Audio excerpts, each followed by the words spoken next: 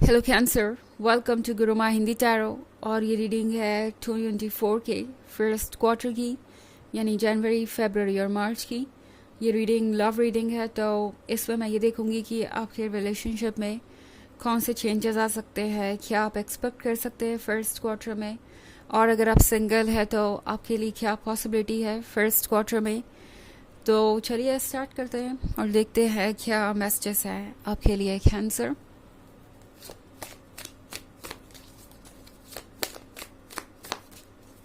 Messages for Cancer.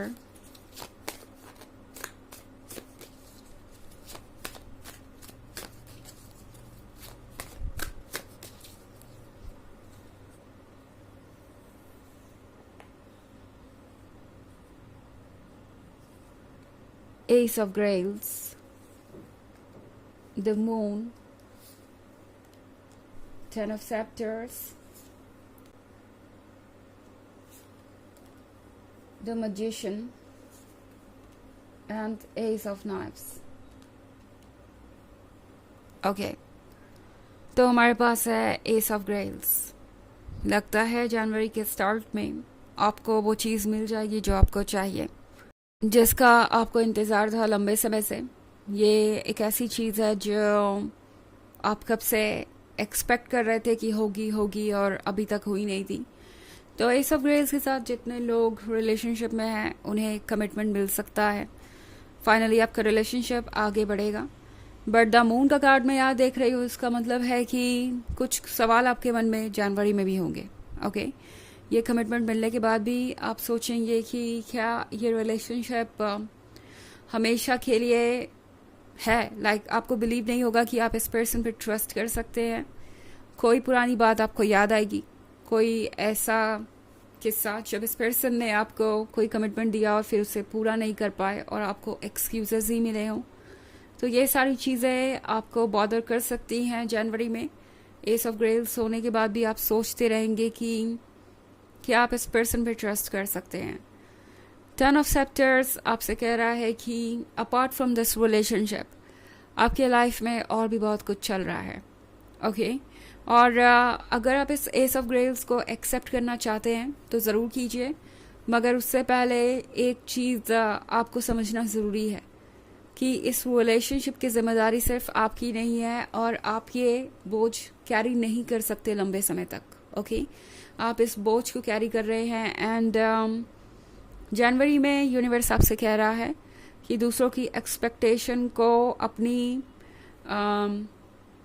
कह सकते हैं अपना गोल मत बनाइए। ओके, अपने अकॉर्डिंग आगे बढ़िए। और अगर आप कॉम्प्रोमाइज़ करके इस पॉइंट तक आए हैं तो फिर आपको सोचने की ज़रूरत है कि क्या एस ऑफ ग्रेल्स वर्थ इट है।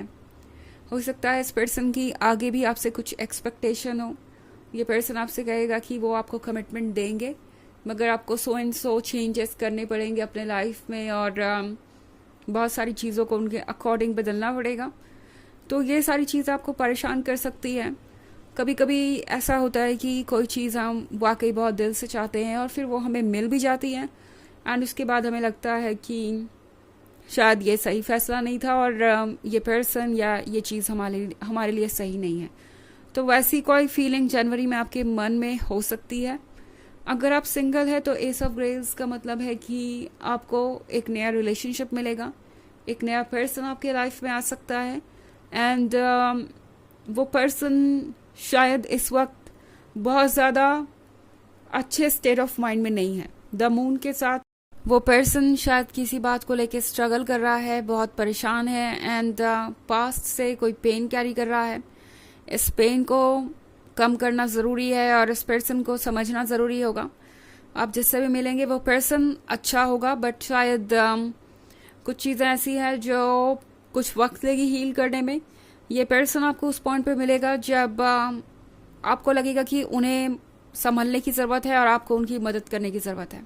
ओके, सो टेन ऑफ सेप्टर्स के साथ इस पर्सन को आपसे मिलके लगेगा कि आप ही वो पर्सन है जिसे वो ढूंढ रहे थे एंड आप ही उनके मन का ये बोझ हल्का कर सकते हैं। अब हम आते हैं फरवरी की तरफ। तो फरवरी में द वर्ल्ड का कार्ड है।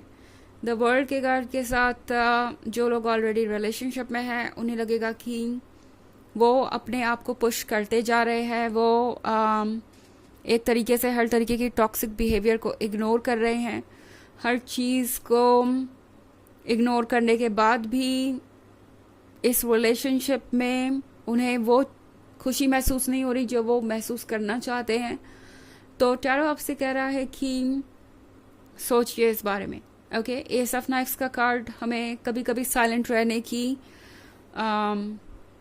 एडवाइस देता है, और वही यहाँ पे हो रहा है। आपका हर सेल्फ आपसे कह रहा है कि अगर आप कोई डिसीजन लेने के लिए रेडी नहीं हैं, अगर आप इस कनेक्शन को आगे नहीं बढ़ाना चाहते, तो अपना वक्त लीजिए और उसके अकॉर्डिंग ही आगे बढ़िए, बिकॉज ऐसा नहीं करने से आप कहीं कोई गलती कर सकते हैं। ओके, द मैजिशियन का कार्ड कह रहा है कि आपके लिए पॉसिबल है सब कुछ करना, कुछ भी मैनिफेस्ट करना।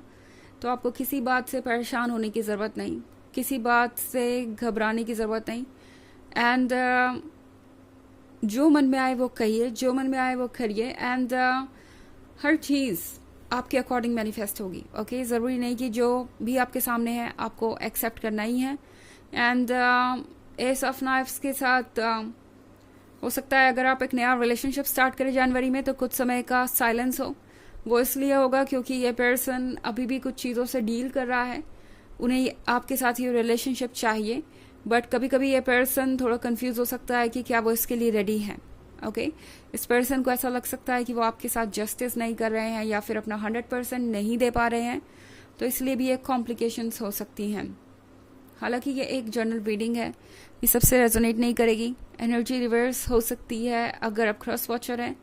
इसके अलावा अगर आप पिछले वीक की रीडिंग या ईयरली रीडिंग देखना चाहें 2023 के फर्स्ट क्वार्टर, सेकेंड क्वार्टर और फोर्थ क्वार्टर की, तो उसका लिंक आपको डिस्क्रिप्शन बॉक्स में मिल जाएगा हमेशा की तरह। चलिए आगे बढ़ते हैं और देखते हैं और क्या मैसेजेस हैं आपके लिए।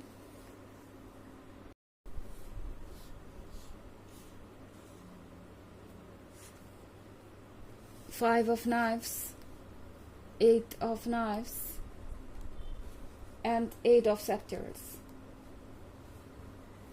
ओके, तो मार्च के मंथ में 5 ऑफ नाइफ्स के साथ आप ऐसे बहुत सारे लोगों को ये लगेगा कि शायद इस रिलेशनशिप में आप सेफ नहीं है, एंड आपको यहाँ से दूर जाना चाहिए। 5 ऑफ नाइफ्स के साथ आपको अभी भी ये महसूस होगा कि इस रिलेशनशिप में आपको कमिटमेंट तो मिल गया, मगर एक्सपेक्टेशंस अभी भी ख़त्म नहीं हुई है। अभी भी आपको हर कदम पे फाइट करना है और अपने लिए स्पेस बनाने के लिए स्ट्रगल करना है। तो ये सारी चीज़ आपको बॉदर करेंगी। 8 ऑफ नाइफ्स के साथ आप में से बहुत सारे लोग कोई फैसला ले सकते हैं इम्पॉर्टेंट। आपको लगेगा कि अब आप इस डेविल को और इग्नोर नहीं कर सकते, इस डेविल को और आज़ादी नहीं दे सकते वो करने की जो वो चाहते हैं। अब डेविल का मतलब मेरा ये नहीं है कि ये पर्सन बहुत बुरा है या नेगेटिव है, बट ये पर्सन डेफिनेटली सेल्फ सेंटर्ड हो सकता है इस पॉइंट पे। मार्च के मंथ में इस पर्सन की एक्सपेक्टेशन आपसे बहुत ज़्यादा रहेगी, और जितना दूर वो आपसे कॉम्प्रोमाइज़ करवा सकते हैं, जहाँ तक वो आपको पुश कर सकते हैं वो करेंगे, और ये चीज़ आपको बहुत परेशान कर सकती है। आपको लगेगा कि अब इस डेविल को कंट्रोल करना ही पड़ेगा, बाउंड्रीज को ड्रॉ करना ही पड़ेगा, सिचुएशन को चेंज करना ही पड़ेगा। 8 ऑफ सेप्टर्स के साथ यूनिवर्स आपसे कह रहा है कि डरिए मत आगे बढ़ने से, जो आपको सही लगे आप वो कीजिए, एंड अननोन फ्यूचर को देख के घबराने की ज़रूरत नहीं है, बिकॉज फ्यूचर आपके लिए अननोन है, बट यूनिवर्स सब जानता है और उसकी सारी प्लानिंग्स है। एंड अगर आप एक नए रिलेशनशिप में आते हैं तो आपको लगेगा कि इस पर्सन के साथ बहुत सारे चैलेंजेस हैं जिससे आपको डील करना है, और आप सोचने लगेंगे कि क्या आप ये कर सकते हैं या नहीं। बट टैरो आपसे कहेगा कि उस वक्त जो आपकी फीलिंग्स है उस पर सिर्फ आपको फोकस्ड रहना होगा, एंड उसके अकॉर्डिंग ही आपको आगे बढ़ना होगा। ओके, चलिए देखते हैं कि आपके लिए ऑरेकल मैसेज क्या है और आपको क्या फॉलो करना चाहिए इस फर्स्ट क्वार्टर में।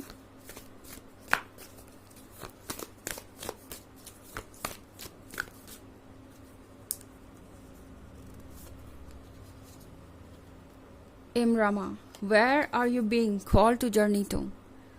तो इस फर्स्ट क्वार्टर में आपका इंट्यूशन आपको गाइड करेगा।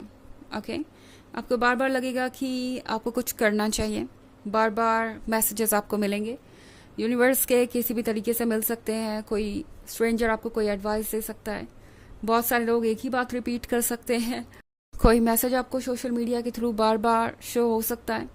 तो आपको ऐसा लगेगा यूनिवर्स आपको कॉल कर रहा है और कुछ बताने की कोशिश कर रहा है, कोई चीज़ आपका ध्यान बार बार खींच रही है। अगर ऐसा होता है तो फॉलो कीजिए उस डायरेक्शन को, आगे बढ़िए, अपनी मन की बात को बिल्कुल भी इग्नोर ना कीजिए। ओके, तो ये है रीडिंग फर्स्ट क्वार्टर की 2024 की। आई होप आपको अच्छी लगी होगी। Thanks for watching, till next video, bye.